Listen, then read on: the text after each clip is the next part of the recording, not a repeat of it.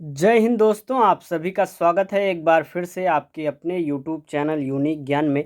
आज हम BA third semester history का चैप्टर 3 पढ़ेंगे, जिसमें हमें पढ़ना है प्लासी और बक्सर के युद्ध के बारे में। इसके पहले हमने 2 चैप्टर अच्छे से पढ़ लिए हैं। पहले चैप्टर में हमने देखा था यूरोपियन कंपनीज का आगमन, एक प्रकार से हमने देखा था, और दूसरे चैप्टर में हमने पढ़ा था जो ब्रिटिश शासन है किस प्रकार से उसका उदय होता है, ये हमने अच्छे से पढ़ लिया था। और हम पहुंच गए थे 1757 के प्लासी के युद्ध तक। अब हम इस चैप्टर में प्लासी के युद्ध और बक्सर के युद्ध को पढ़ेंगे और इसके क्या परिणाम रहे इसको हम अच्छे से जानेंगे। अगर आपने पिछला 2 चैप्टर नहीं देखा हो तो आप चैनल पर विजिट कीजिए, आपको मिल जाएगा, वहाँ से आप देख सकते हैं। और नोट्स प्राप्त करने के लिए हमारे टेलीग्राम चैनल को ज्वाइन कीजिए। वहाँ पर सभी जो टेलीग्राम चैनल पर हमारे यहाँ जो क्लासेस कराई जाती हैं यूट्यूब पर, उसका टेलीग्राम चैनल पर नोट्स तुरंत आपको भेज दिया जाता है। इससे आपका हेल्प ये होगा कि आप अपना रिवीजन कर पाएंगे, या फिर अपना हैंड रिटन नोट्स बनाना चाहते हैं तो आप हमारे पेजेस से हमारे जो नोट्स हैं उससे बना सकते हैं। तो चलिए देखते हैं प्लासी की जो युद्ध हुआ था उसकी पृष्ठभूमि कैसे तैयार हुई थी, अर्थात ऐसी क्या कंडीशन आई थी कि युद्ध की नौबत आ गई। इसको हम अच्छे से देखेंगे। अगर आप चैनल पर नए हैं तो चैनल को सब्सक्राइब कीजिए। साथ ही साथ हमारे टेलीग्राम चैनल का लिंक डिस्क्रिप्शन बॉक्स में आपको मिल जाएगा, या फिर आप यूनिक ज्ञान जाकर टेलीग्राम पर सर्च कीजिए, आपको चैनल मिल जाएगा। सुनने में आ रहा है टेलीग्राम बैन होने वाला है, इसलिए आपके लिए जो है व्हाट्सअप चैनल भी बना दिया गया है, वहाँ पर पीडीएफ अपलोड कर दिए जाएंगे, इसलिए आप व्हाट्सअप चैनल पर भी जुड़ सकते हैं। तो चलिए देखते हैं प्लासी की युद्ध जो है उसकी पृष्ठभूमि कैसे तैयार होती है। शुरू करते हैं हम 1707 से। जब औरंगजेब की मृत्यु हो जाती है तब उसके बाद जितने भी मुगल शासक सत्ता संभालने आते हैं वे शासक ज़्यादा सक्षम नहीं होते हैं, अर्थात जब औरंगजेब की मृत्यु 1707 में हो जाती है उसके बाद जितने भी शासक होते हैं ना सक्षम होते हैं ना उतने ही प्रभावशील रहते हैं। साथ साथ जो भी औरंगजेब ने जीते हुए क्षेत्र थे, धीरे धीरे अनेक क्षेत्र जो है अपने आप को स्वतंत्र घोषित करने लगते हैं। औरंगजेब की मृत्यु के बाद मुगल शासकों या यूं कहें कि मुगल काल के पतन का दौर शुरू हो जाता है। इस क्रम में मुगलों के द्वारा जो जो क्षेत्र जीत लिए गए थे उनमें से ज़्यादा क्षेत्र जो हैं वो अपने आप को स्वतंत्र करने के प्रयासों में जुट गए हैं। आपको यहाँ पर फैक्ट के माध्यम से, पॉइंट्स के माध्यम से एकदम कहानी की तरह समझाया जाएगा। 1707 में जब औरंगजेब जो है वह मृत्यु हो जाती है उसकी, तो एक प्रकार से मुगल शासक जो हैं या मुगल काल जो है उसका पतन धीरे धीरे शुरू हो जाता है और उसका दौर शुरू हो जाता है। उसके पश्चात क्या होता है, जो मुगल क्षेत्र जो जीते हुए रहते हैं उनमें से जो अधिकतर क्षेत्र हैं अपने आप को स्वतंत्र करने के प्रयासों में जुट जाते हैं। आगे हम देखेंगे इन क्षेत्रों में मुख्यतः बंगाल का क्षेत्र था और यह क्षेत्र काफ़ी हद तक इन प्रयासों में सफल भी हो गया था। जो बंगाल का क्षेत्र था वह भी अपने आप को स्वतंत्र करने में लगा हुआ था और काफ़ी हद तक यह सफल होने में जो है सफल हो गया था। उस समय बंगाल का क्षेत्र जो है सिर्फ वर्तमान भारत के क्षेत्र जितना नहीं था। अभी जो हमारा पश्चिम बंगाल है उतना ही सिर्फ बंगाल नहीं था। उस समय जब यह 1707 की बात है, उस समय उड़ीसा, बिहार, वर्तमान का बांग्लादेश जो है इन सब क्षेत्रों को मिलाकर बंगाल कहा जाता था। जो हमारा बिहार इस समय है और उड़ीसा है, साथ ही साथ जो बांग्लादेश है, इन सभी को मिला दें तो जो क्षेत्र बनता है उस समय उसे बंगाल कहा जाता था। इस काल के क्षेत्र में बहुत सारे उद्योग, वस्त्रों का और कपास का उत्पादन भी किया जाता था। 1717 में उस समय शासन कर रहे मुगल शासक फर्रुखसियर ने अंग्रेजी ईस्ट इंडिया कंपनी को पूरे बंगाल क्षेत्र में 3000 रुपये वार्षिक कर के शुल्क के बदले में मुक्त व्यापार करने के लिए एक प्रकार से अनुमति दे दी थी। किसने? फर्रुखसियर ने। इसको हमने आपको बताया था। फर्रुखसियर के जो है फोड़ा हुआ रहता है, घाव हो जाता है, उसको जो है एक चिकित्सक जो है वह सही कर देता है, उसके बदले इन्होंने यह दिया हुआ था, फरमान जारी किया था। 1717 ईस्वी में मुर्शीद कुली खां बंगाल का सूबेदार जो कि नवाब बना, इसी समय व्यवहारिक रूप से स्वतंत्र कार्य करने लगा। हालांकि वो मुगलों को समय समय पर अपनी तरफ से नजराना भेजता रहता था। जो क्षेत्र जो है मुगल काल के अंतर्गत आते थे वह नजराने के तौर पर कुछ शुल्क भेजते थे। तो जो मुर्शीद कुली खां रहता है वह अभी तक 1717 तक वह कुछ न कुछ नजराना भेजता रहता है। इसने ढाका के स्थान पर मुर्शिदाबाद को अपनी राजधानी बनाई। 1727 ईस्वी में मुर्शीद कुली खां की मृत्यु के बाद शुजाउद्दौला बंगाल का नवाब बन गया। यह अत्यंत न्यायप्रिय नवाब था जो 1732 ईस्वी में अलीवर्दी खां को बिहार का उप सूबेदार नियुक्त किया। एक प्रकार से जो शुजाउद्दौला था उसने अलीवर्दी खां को बिहार का उप सूबेदार जो है नियुक्त कर दिया था। 1739 में क्या होता है, शुजाउद्दौला की मृत्यु के बाद उसका पुत्र सरफराज खां जो है वह नवाब बन जाता है। और इसी समय 1740 ईस्वी में अलीवर्दी खां ने विद्रोह कर दिया। अलीवर्दी खां कौन था, हमने आपको बताया, वह बिहार का सूबेदार बनाया गया रहता है किसके द्वारा, मुर्शीद शुजाउद्दौला के द्वारा। आगे हम देखेंगे इसके समय में 1740 में जो है अलीवर्दी खां विद्रोह कर दिया और इसी विद्रोह में सरफराज खां जो है मारा जाता है और अलीवर्दी खां जो है वह बंगाल का नवाब बन जाता है। अब हम पढ़ेंगे अलीवर्दी खां के विषय में। 1740 से जो कि 56 तक जो है शासन करता है। उस समय एक सेना नायक था यह, जिसका नाम अलीवर्दी खां था। वह सत्ता पाने के लिए सूबेदार सरफराज की हत्या कर देता है और 1740 में बंगाल की सत्ता अपने हाथों में ले लेता है। अलीवर्दी खां जो है वह मुगलों को 2 करोड़ का नजराना भी भेजा था ताकि मुगल उससे कुछ न कहें, और ऐसा हुआ भी। मुगलों की तरफ से यह नजराना स्वीकार कर लिया गया। फिर अलीवर्दी खां बंगाल की शासन व्यवस्था संभालने लग गया। अलीवर्दी खां जो है वह सत्ता पर 1740 से 1756 तक रहता है। अपने इस काल में वह बंगाल को एक अलग क्षेत्र अर्थात मुगलों से आज़ाद क्षेत्र बनाने का प्रयास करता है, क्योंकि ईस्ट इंडिया कंपनी जो है को वह भी बंगाल में मुगलों की तरफ से मुक्त व्यवहार की अनुमति मिली थी, तो वे भी अपने व्यापार का विस्तार बंगाल में बढ़ चढ़कर कर रहे थे। इसने यूरोपियों की उपमा जो है मधुमक्खियों से की है। किसने, अलीवर्दी खां ने। इसने कहा था कि यदि इन्हें छेड़ा जाए न छेड़ा जाए तो यह शहद देंगे, और यदि इन्हें छेड़ा जाएगा तो यह काट काट कर मार डालेंगे। इस प्रकार से मधुमक्खी से तुलना की थी अंग्रेजों की किसने, यूरोपियों की किसने, अलीवर्दी खां ने। अलीवर्दी खां के कोई पुत्र न होने के कारण उसने अपने सबसे छोटी पुत्री के पुत्र सिराजुद्दौला को अपना उत्तराधिकारी नियुक्त कर दिया था। सिराजुद्दौला जो है 1756 से 1757 तक जो है वह शासन करता है, क्योंकि 1757 में ही जो है प्लासी का युद्ध हो जाता है। सिराजुद्दौला को 1756 में बंगाल की सत्ता प्राप्त होती है। उसके सत्ता में आने के बाद बहुत सारे लोगों में जलन की भावना पैदा होने लगती है, क्योंकि वह उसकी पुत्री का पुत्र था और वहाँ पर जो एक प्रकार से यहाँ जो सेना नायक थे या फिर अमीर सेठ लोग थे वह चाहते थे कि सत्ता उनके हाथों में आए, और वह सिराजुद्दौला से एक प्रकार से जलन रखने लगे थे। सिराजुद्दौला का अंग्रेजों के साथ संबंध बिगड़ गए, क्योंकि अंग्रेजों ने नवाब के शत्रुओं को शरण दे रखी थी और नवाब के मना करने के बावजूद भी बस्तियों का दुर्गीकरण वह कर रहे थे।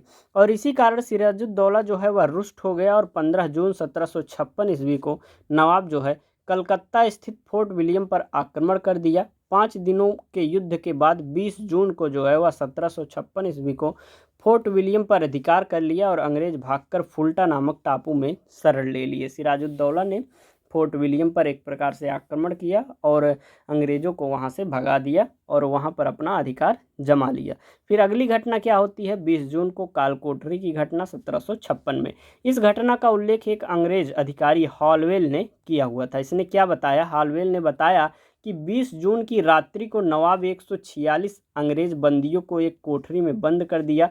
इसमें दूसरे दिन 123 अंग्रेज की मृत्यु हो गई और हॉलवेल सहित 23 अंग्रेज जीवित रहे थे। 146 लोगों को एक छोटी सी कोठरी में किसने बंद कर दिया, नवाब ने। जिसमें क्या हुआ कि नेक्स्ट डे दूसरे दिन जो है 123 अंग्रेजों की मृत्यु हो जाती है और 23 अंग्रेज जो है सिर्फ बचते हैं हॉलवेल को मिलाकर। संभवतः यह हॉलवेल जो है मनगढ़ंत कहानी है, क्योंकि इसकी पुष्टि अन्य स्रोतों से नहीं होती है। क्लाइव का नवाब के विरुद्ध षड्यंत्र, उसी समय की बात है। क्लाइव जो है स्थानीय क्षेत्र का एक प्रकार से बनकर आ जाता है। वह बहुत ही ज़्यादा एक प्रकार से कूटनीतिज्ञ रहता है और वह षड्यंत्र रचना जो है सिराजुद्दौला के खिलाफ शुरू कर देता है। सिराजुद्दौला को 1756 में बंगाल की सत्ता प्राप्त होती है। उसके सत्ता में आने के बाद बहुत सारे लोगों में जलन की भावना पैदा होने लगती है। नवाब जो है सिराजुद्दौला के प्रमुख अधिकारी उससे असंतुष्ट थे। उसका लाभ उठाकर क्लाइव ने नवाब के विरुद्ध एक षड्यंत्र रचा और इसमें उसका भाग किस प्रकार से किसने किसने दिया। मुख्य सेनापति जो था उसका नवाब का मीर जाफर, दीवान जो था राय दुर्लभ, सैनिक अधिकारी यार लतीफ़ और बंगाल का एक व्यापारी जो कि बहुत धनाढ़ था, जगत सेठ जिसे कहते थे, जगत सेठ उसका नाम था, वह भी शामिल हो गया षड्यंत्र में। अर्थात ये लोग जो थे मीर जाफर, राय दुर्लभ, यार लतीफ़ और जगत सेठ, ये चारों किससे मिल गए? रॉबर्ट क्लाइव से मिल गए। और किसके खिलाफ युद्ध कर दिया? नवाब के खिलाफ एक प्रकार से ये लोग चले गए। फिर प्लासी का युद्ध जो है 23 जून 1757 ईस्वी को होता है। प्लासी जो है वह भागीरथी नदी के तट पर स्थित है। यह युद्ध क्लाइव की नेतृत्व वाली एक छोटी सी अंग्रेजी सेना और नवाब सिराजुद्दौला की 50,000 सेना के साथ हुआ था। युद्ध प्रारंभ होते ही मीर जाफर जो है अपनी सेना लेकर अलग हो गया, क्योंकि वह पहले से ही किससे संधि कर चुका है? रॉबर्ट क्लाइव से संधि कर चुका है। अंततः इस युद्ध में नवाब सिराजुद्दौला पराजित होकर मुर्शिदाबाद भाग गया, लेकिन नवाब को मुर्शिदाबाद में पकड़कर उसका वध कर दिया गया था। इसके बाद कौन बन जाता है वहाँ? बंगाल का नवाब मीर जाफर जो है बंगाल का नवाब बन जाता है। क्लाइव को व्यक्तिगत रूप से बहुत धन मिला। इस तरह प्लासी के युद्ध ने भारत में अंग्रेजी प्रभुसत्ता की एक प्रकार से नींव डाल दी थी। इसमें जो है रॉबर्ट क्लाइव हार जाता अगर इसमें मीर जाफर और जो भी 4 लोग थे, यार लतीफ़, जगत सेठ, ये लोग साथ न दिए होते तो आराम से जो है सिराजुद्दौला रॉबर्ट क्लाइव को परास्तित कर देता। परंतु इन लोगों ने उसके साथ धोखा किया और उसको जान से मार दी, जिससे उसे नवाब की गद्दी मिल सके। कंपनी को 24 परगना जिलों की दीवानी प्राप्त हो गई। मीर जाफर जो है अंग्रेजों के द्वारा प्लासी का युद्ध जीतने के बाद मीर जाफर को 1757 में बंगाल का नवाब बना दिया गया। वह 1757 से 1760 तक जो है बंगाल का नवाब के रूप में रहता है। अंग्रेजों ने प्लासी का युद्ध मीर जाफर को नवाब बनाने के लिए नहीं बल्कि अपने स्वार्थ के लिए लड़ा था। इसलिए मीर जाफर अंग्रेजों का मात्र एक कठपुतली नवाब के रूप में कार्य कर रहा था, यानी का सिर्फ नाम का शासक था। जो भी कार्य रॉबर्ट क्लाइव कहता था वही वह करता था। 1760 ईस्वी में क्लाइव इंग्लैंड वापस चला गया। इसके स्थान पर बेंसी टार्ट बंगाल का गवर्नर बनकर आया था और उसने 1757 से 60 तक जो मीर जाफर यहाँ पर शासन कर रहा था उसको बेंसी टार्ट ने नवाब बदलने का निश्चय किया और इसके लिए इसने मीर जाफर के दामाद मीर कासिम से समझौता किया। बंगाल का गवर्नर बनकर भारत समझौते के अनुसार मीर कासिम को नवाब बनाया जाएगा। बदले में मीर कासिम कंपनी को वर्धमान, मिदनापुर और चटगांव जिलों की दीवानी और अधिकारियों को धन देगा। यह किसने कहा? एक प्रकार से समझौता किया मीर कासिम ने। किससे? जो नया नवाब, नया एक प्रकार से गवर्नर बन के आया बंगाल का। इसके बाद बेंसी टार्ट ने मीर जाफर के सामने यह प्रस्ताव रखा, वह मीर कासिम को नायब सूबेदार नियुक्त कर दे और प्रशासन के सारे अधिकार जो है सौंप दे। इससे असंतुष्ट होकर मीर जाफर ने नवाब पद से इस्तीफा दे दिया और मीर कासिम जो है नवाब बन गया। अब मीर कासिम जो है वह 1760 से 1763 तक शासन करता है। 1760 में मीर जाफर को हटाकर मीर कासिम को अंग्रेजों ने बंगाल का नवाब बना दिया था, परंतु बाद में जैसा अंग्रेजों ने सोचा था मीर कासिम को नवाब बनाने के बाद उनका कार्य और ज़्यादा आसान हो जाएगा, वैसा कुछ नहीं हुआ। अर्थात मीर कासिम जो था अंग्रेज़ों से जैसा वादा किया था उसके विपरीत अपने कार्यों को करने लगा। अंग्रेज़ों की इच्छा थी कि मीर कासिम भी मीर जाफर की तरह उनकी कठपुतली की तरह कार्य करे, लेकिन मीर कासिम ने अंग्रेज़ों के विरुद्ध कार्य करे और उनसे अलग होकर अपने स्वतंत्र कार्य करे। और वे कार्य कुछ इस प्रकार थे। मीर कासिम ने कौन कौन से कार्य करे? पहला था, मीर कासिम ने उस समय की बंगाल की राजधानी मुर्शिदाबाद हुआ करती थी, उसको मुंगेर में स्थानांतरित करके अपनी राजधानी उसने मुंगेर में बनवा दी। इसने मुंगेर में जो है तोपखाना एवं बंदूक निर्माण करने का कारखाना स्थापित किया। इसने अपनी सेना को यूरोपीय ढंग से प्रशिक्षित करने के लिए एक जर्मन अधिकारी वाल्टर रेनहार्ड समरू को यहाँ पर नियुक्त किया। मीर कासिम द्वारा इन टैक्स संबंधी मामलों में काफ़ी सुधार किए गए। उस समय बंगाल क्षेत्र में अंग्रेजों के द्वारा व्यापारिक मामलों में टैक्स संबंधी चीज़ों को लेकर भेदभाव भी होता था, जैसे कि यूरोपीय व्यापारियों को टैक्स में बहुत सी छूट मिलती थी और भारतीय व्यापारियों को छूट नहीं दी जाती थी। इसने क्या किया? ऐसे में कासिम ने क्या किया? भारतीय व्यापारियों को भी इन व्यापारिक मामलों में छूट दी, जिस कारण अंग्रेज उससे काफ़ी नाखुश हो गए। इन सभी कार्यों को देखते हुए अंग्रेज इस नतीजे पर पहुंचे कि मीर कासिम उनकी कठपुतली की तरह कार्य नहीं कर रहा है और वो अपनी इच्छाओं के अनुसार ही कार्य कर रहा है। इसलिए अंग्रेजी नवाब ने उसे नवाब के पद से हटाने पर विचार किया। इस घटना से अंग्रेज जो है आग बबूला हो गए। अंग्रेजों ने मीर जाफर को पुनः नवाब घोषित कर मीर कासिम के विरुद्ध जंग छेड़ दी। एक प्रकार से बक्सर का युद्ध उसके बाद ही होता है। बक्सर का युद्ध जब मीर कासिम को हटा देते हैं तो बंगाल के नवाब मीर कासिम नवाब के अवध के नवाब जो हैं शुजाउद्दौला, मुगल बादशाह जो शाह आलम द्वितीय हैं, ये तीनों मिल जाते हैं और ईस्ट इंडिया कंपनी के जो हेक्टर मुनरो हैं वह नेतृत्व करते हैं। इन दोनों के बीच में जो है यह बक्सर का युद्ध 1764 में होता है। बक्सर का युद्ध कब हुआ? 23 अक्टूबर 1764 को। मीर कासिम अंग्रेजों से परास्त होकर शुजाउद्दौला के पहुंचा पहुंचा। इस समय वहां मुगल सम्राट शाह आलम द्वितीय भी उपस्थित थे। इन तीनों ने अंग्रेजों के विरुद्ध संयुक्त मोर्चे का निर्माण किया और तीनों अपनी सेना लेकर बक्सर पहुंचे और अंग्रेजों से युद्ध किया। अंग्रेजी सेना का नेतृत्व कौन कर रहा था? हेक्टर मुनरो कर रहा था। इस युद्ध में संयुक्त मोर्चे की शक्तियां पराजित हुई और मीर कासिम युद्ध भूमि से भाग गया, जबकि शुजाउद्दौला और शाह आलम द्वितीय ने आत्मसमर्पण कर दिया था। 1765 ईस्वी में क्लाइव पुनः भारत आया और उसने बंगाल के नवाब, मुगल सम्राट व अवध के नवाब से अलग अलग संधियां की। सर्वप्रथम क्लाइव ने बंगाल के नवाब नजमुद्दौला में से संधि की। बंगाल का नवाब उसने किसको बना दिया? नजमुद्दौला को, और उनसे संधि की। संधि के अनुसार प्रशासन के सारे अधिकार कंपनी के हाथों में होगा। नवाब को प्रतिवर्ष 53 लाख रुपए सालाना कंपनी देगी। इस प्रकार बंगाल में द्वैध शासन जो है वह लागू हो जाता है।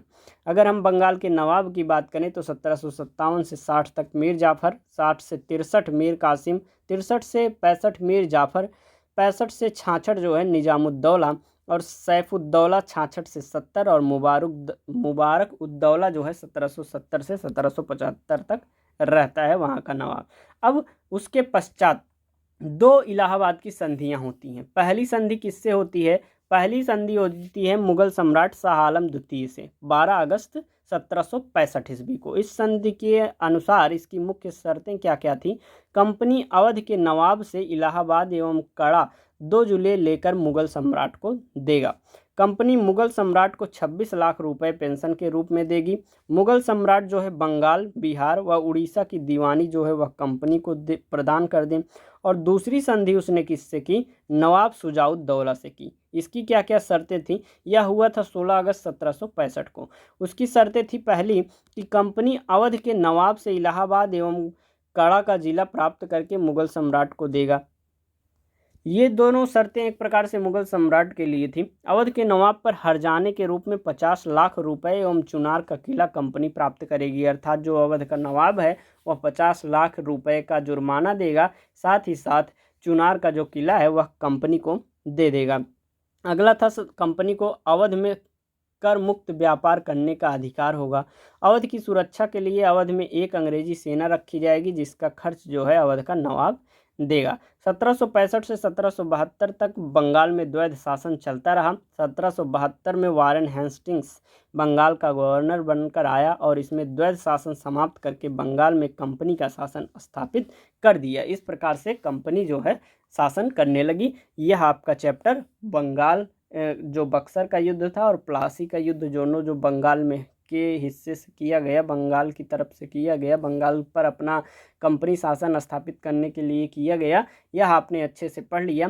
नेक्स्ट चैप्टर आपका जल्द ही आएगा, तब तक चैनल पर बने रहिए, दोस्तों के पास शेयर कीजिए, टेलीग्राम चैनल अवश्य ज्वाइन कीजिए जहां से आप रिवीजन कर सकेंगे। अच्छे से तैयारी करते रहिए। धन्यवाद, मिलते हैं अगले वीडियो में।